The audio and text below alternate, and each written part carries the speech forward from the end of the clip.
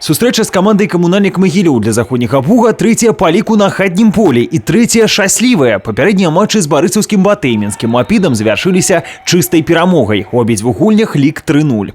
Тое, што брэская каманда на полі сапраўдны гаспадар, яна доказала і ў гэтым матчы.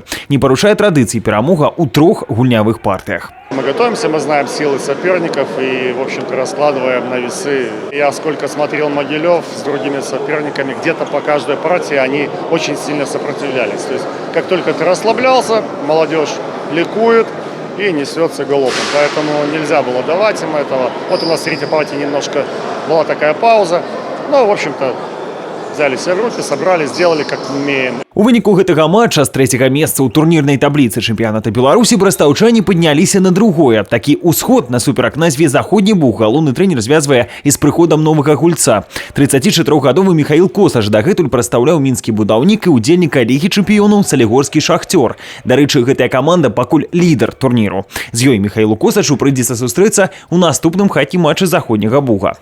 Что-то старых наработок, то, что раньше, я в прошлом году играл в Солигорске, будем разбирать с тренером, общаться по этому поводу. А то, что против своей команды бывшей, то это спорт. Сегодня ты здесь, завтра ты там. Вынікі сустрэчы заходняга Буга і салігорскага Шахцёра стануць вядомы 16 лістапада. Гульня адбудзецца ў брэсцкім спорткомплексе «Алімп».